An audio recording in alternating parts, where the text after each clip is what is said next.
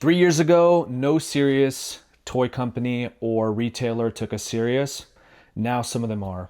My name is Peter. I'm the co-founder of Pudgy Penguins. It's a character IP and entertainment brand. We're most known for our gifts, which we have about 250 billion impressions globally. Some of you have sent gifts to your friends. We're also known for our Instagram content. We have these two super famous penguins named Pengu and Polly, internet's most famous penguin couple. We produce a bunch of content related to the everyday dynamics of what it's like to be in a relationship in a cute form factor. And we also produce a lot of toys. We're in the CPG business. We have a huge customer footprint already. We have a bunch of retailers like Target, Walmart, and a few other retailers that I don't want to speak on yet. But we've been, just building this IP business. It is probably the most complicated business that I've ever built, mainly because you have the CPG element, you have the retailer element, you have the content element, you have a community element, and all the friends that I have in the e-commerce space are all just selling pretty much very similar products, whether they're selling apparel, whether they're selling supplements, or they're selling some sort of consumable product. But every time I talk to any of my friends who are in a very similar business, they can't empathize with a lot of the problems that we have. And so what I wanted to do is really just start a new channel to talk about how it's like building Pudgy Penguins, a lot of the behind the scenes that goes into it, whether it's the procurement of product, whether it's the content strategy to help grow our fan base, dealing with retailer constraints, dealing with inventory, pretty much the everyday semantics of running a business, but specifically to what we're doing. Again, we are in a very novel business. The guys who've been doing it, like the Sanrios, the Lion Friends, the Hello Kitties of the world, these are businesses that are waiting to be disrupted, who have been around for 40 years. And we did in 4 years what other brands would do in 10 years. And that just strictly goes to show you how strong the IP potential truly is. And us as the custodian of the brand, we have to give it what it really, truly deserves. And so I'm actually in my closet right now. I just picked up a fresh new camera, so I'm gonna start vlogging. I got my nice little setup right here. Basically got my little stand, got my camera set up. I'm all mic'd up now, so I'll be bringing this camera around as much as possible. This week is a pretty interesting week. I have a post-mortem call from Comic-Con. We're on our 4th year this year, and this is probably the most important year that we've ever been at Comic-Con, mainly because we've actually sent a lot of our team members who are very critical to the development of the product, very critical to also developing the content, for them to get a first-hand view of what it's like engaging with our fans. Every year we have lines at the door. Every year we have recurring foot traffic that always makes their way to come by Pudgy Penguins, and them being there, hearing it from the fans firsthand. What is it that makes them fall in love with their IP? I mean, that's value that you can't get anywhere else. It's already hard as is to survey a lot of the customers that we get. So going to little pop-ups like this, specifically Comic-Con, you really see what your customer footprint looks like. And moreover, you get to really understand why the fans love the IP. And so this week, we're going to be going through a postmortem, talking about our learnings, our discoveries at Comic-Con. We're also working on figuring out how to increase our followers on Instagram. Right now, we've kind of hit a fatigue, and it's not a fatigue because for some reason the brand's not growing. We're actually garnering hundreds of millions of impressions on a monthly basis. The problem is I think we're kind of at the mercy of the algorithm. You'll see this very similar with influencers. They'll typically plateau at a certain following threshold. So unless they start doing collabs with other influencers to bring new fans, new audiences, we have to conjure up a plan that can help us reach a new audience. And so one of the calls that I'm going to have later today is talking with my head of editorial on maybe introducing a new character that can add a whole nother layer of engagement. And so we've historically been known for producing animations that are very much in reflection of the love language, but I think what we're missing is like the element of comedy, the humor, another layer of entertainment that will help us cast a wider net and hopefully reel in some more followers and eventually make those people fans and get them falling in love with their IP. So I'll have a call related to that. Also dealing with a lot of product development plans. So we're going to be really just hyper focus on the development of 2027 product line. I think based on what I can see, we probably have almost 40 different product families with their own respective SKUs. And so this is taking a lot of our attention, mainly because it's not just an umbrella of products. It is a retail focus strategy, and it's also a D2C focus strategy. And those two channels rarely overlap. And if they do, they're in a business that is much different than our business. But we kind of have to understand what the customer profile looks like that walks the aisles of like a Target and a Walmart. And we also have to understand what do our customers want in D2C. Historically, we've actually tested the products that we want to release to retailers via D2C. And then off the backs of that confidence, the sell-through data, we inform our retail buyers and say, hey, look, these SKUs and these product families actually are the winners. And so hopefully you guys can stock them next year.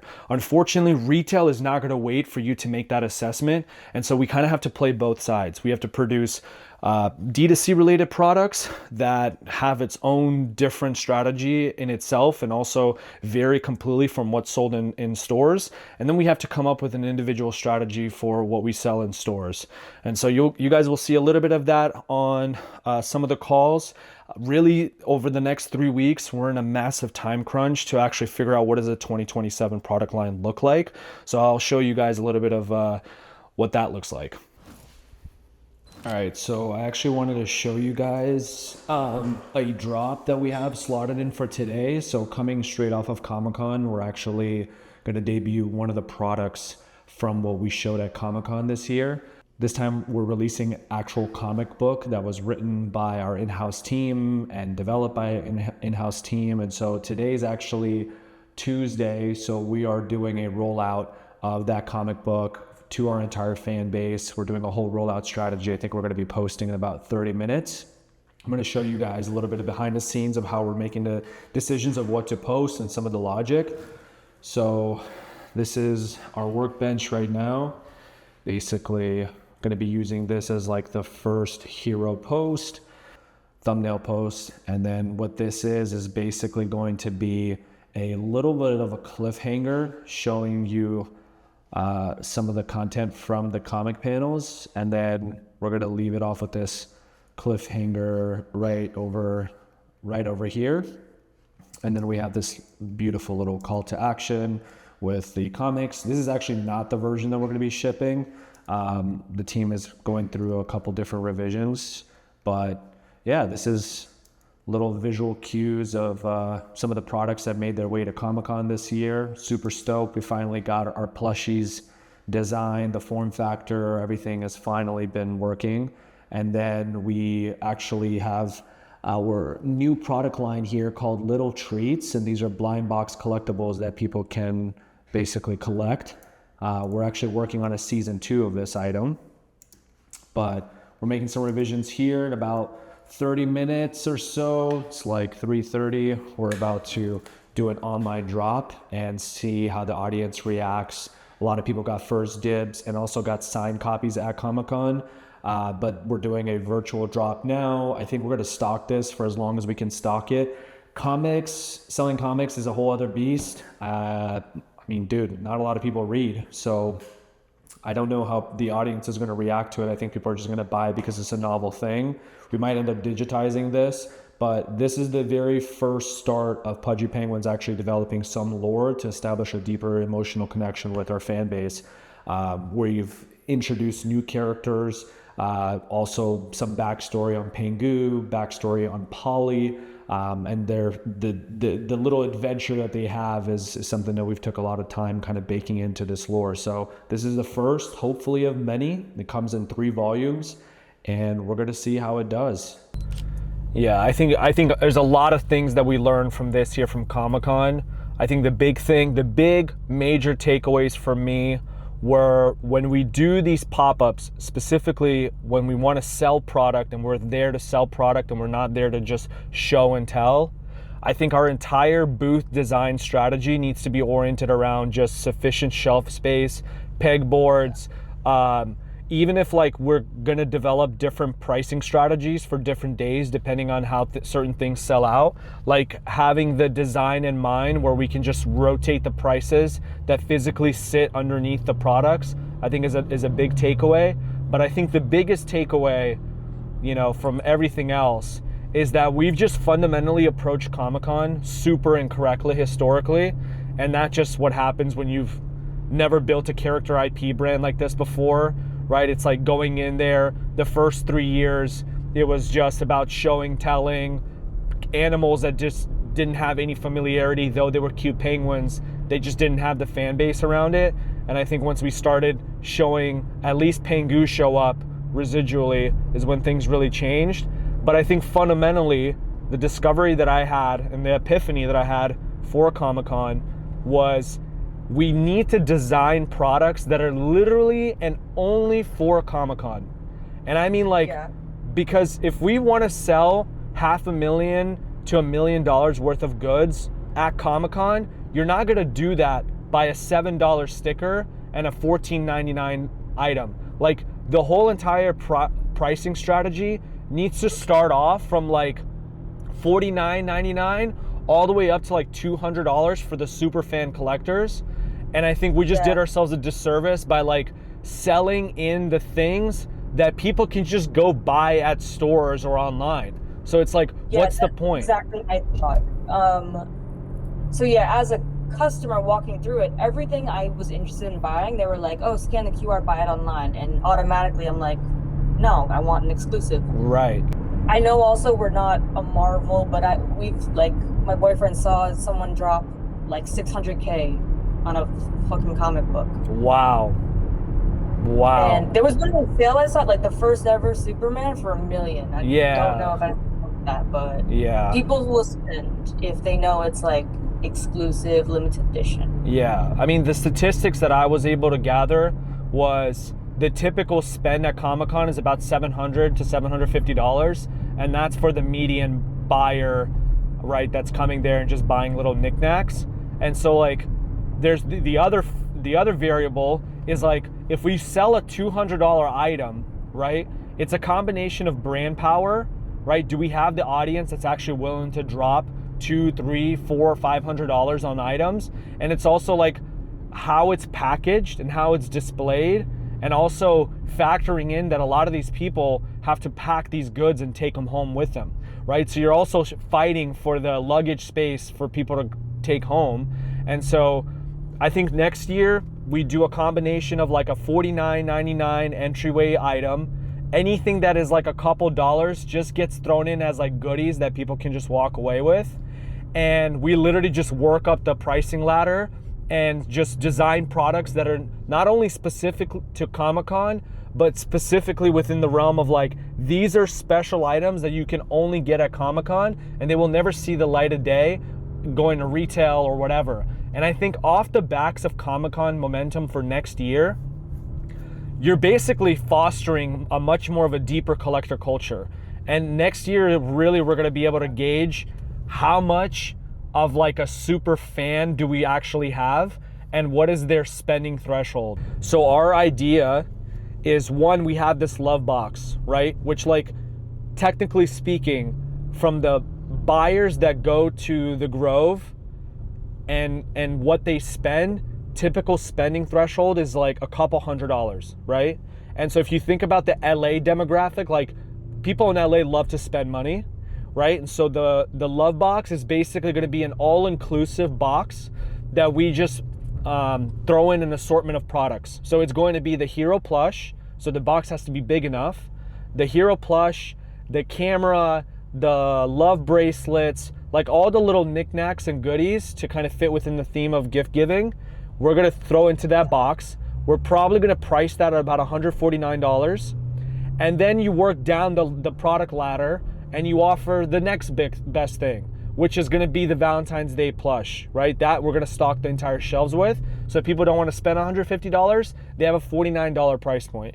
And then we're gonna have a third tier, right, which is probably gonna be in the $29 range, which could be the magnetic keychains, because we have a lot of data to back up that is a pretty successful product already. So there's no reason why we shouldn't stock that. People were coming to the booth asking if we had them. Yeah, it's insane. I think we're getting restocked, what, in like a week or so? Soon, yeah. So that's my game plan with the LA pop-up. Okay. And then lastly, per that love box, and Blake already knows this, so I'm just making you aware and just catching up to speed. What we need to do is we need to get that love box stress tested sooner rather than later to make sure that the entire assortment of products that we're looking to include fits inside, especially the plush bouquet. So we need to get samples going right away. And so that's one of the first things I'm gonna probably have Mike or Louis focus on, is like putting together that box, because we're gonna start marketing like a week or two before we show up in LA.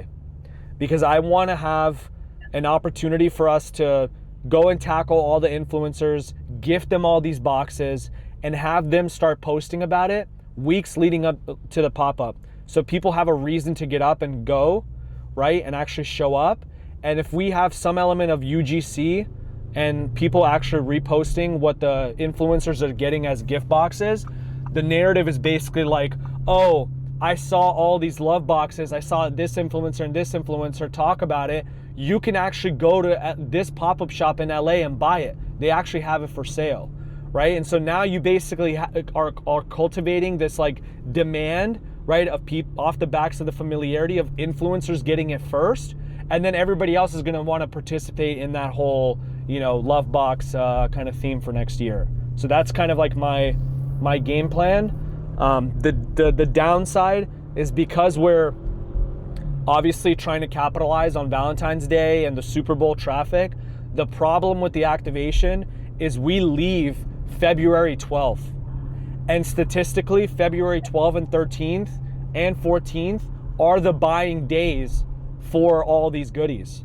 So we're basically losing out on all the premium traffic that location is gonna bring us, which is a huge downside. I personally wanted to pull out of doing the pop-up shop after realizing this, but this is an organizational planning issue where sometimes we put the cart before the horse and we mandate doing these things.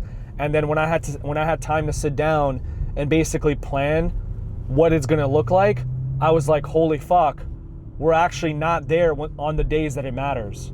So we need to get very creative and just like try to create as much of a buzz locally, so at least we don't have a sell-through problem and are just solely relying on the amount of people that walk the area. What's up? You vlogging it? I'm a fucking vlogger now. Oh, brother. Hello, welcome to the office. Welcome back. What are you making? We're solving comments because we're just banging out work. Yo, by the way, who missed the spelling issue on the omnibus? That was a peak translation. could have been either the Chinese factories or it could have been me. Yeah, could have been you. Oh, yeah. I fingered it, dipped it. I type really fast sometimes. All right, well, we gotta avoid that from happening again. I know. How are we doing on the comic graphics right now? Are you the one who's working on it right now? Nah, that's Louis.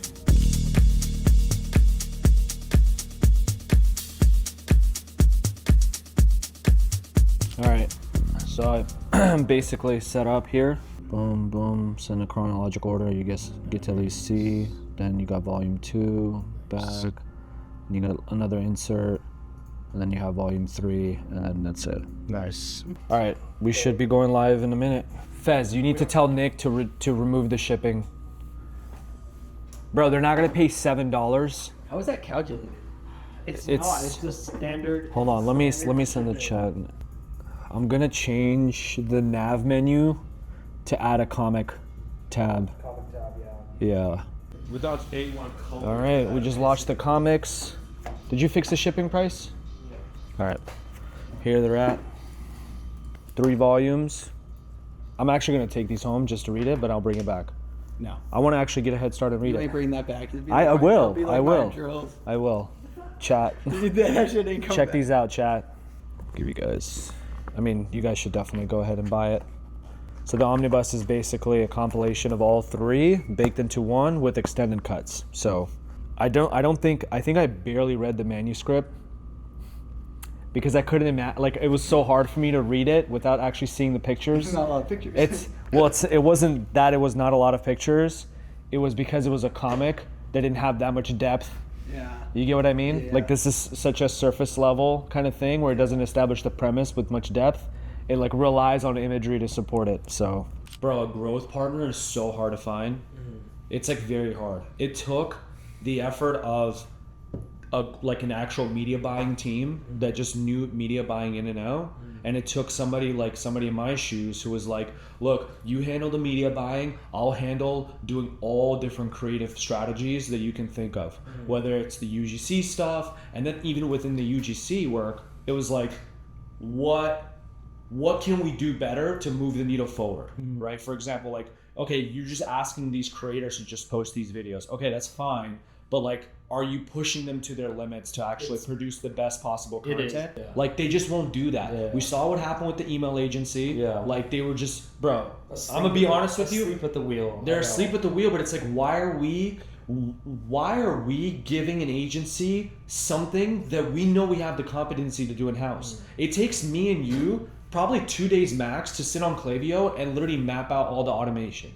Like, bro, why am I paying an agency? And dude, Vivian is also telling me that she's been getting pushback in terms of like how to actually get shit done. And and I had a call with Vivian this morning. Like, you look at email as a sales channel, just the same thought and creative strategy that I would apply to like UGC iterations and like all the different creative formats. Now let's look at just a simple thing like emails, right? It's one thing to go out there and grab all the remaining money that you could possibly get, right? With the automation and the abandoned cart flows, that's fine. You don't need an agency for that. What I thought an agency was going to be doing is literally sitting here and being like, all right, open rates are dog shit, right? We're getting money from this. So like what, I think year to date, we probably got like $500,000 in recouped revenue on of emails, maybe a little bit less than that. But when I'm looking at the substance of the emails and the open rate, it's dog shit. It's actually dog shit. Like, it's one thing to send out product updates, that's fine. It's one thing to send abandoned cart flows, that's fine. But if you're just gonna treat emails like that, it will never grow and you'll never be able to justify the agency spend. Yeah. Look at how intentional we are with the Instagram feed, right? We're giving people a reason to clock in and look at the content every single time. So treat emails kind of in that same way, where it's like, give people a reason to open. Right? What can they do on a weekly basis that we send out to them for them to like tune in and actually open the email? Yeah. We're a relationship brand. Yeah. Why is it that every Friday we're not sending out 5 date night tips? Yeah. Here's where an agency can maybe come in clutch.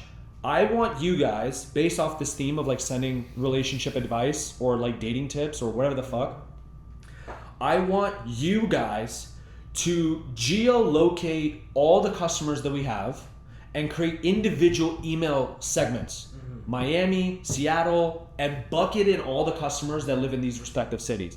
And then create an automation flow that says 5 things to do tonight in Seattle, 5 things to do tonight in Miami.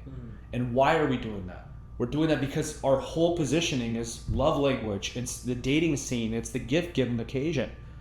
That is what I was expecting from the email agency to do. You see the difference in like how I'm thinking about it and how an agency would think about it. They're just checking in and checking off boxes. Exactly. It's only been 3 months of having them out. Yeah, but it's like, bro, that number adds up because it's $6,000 lifetime spent.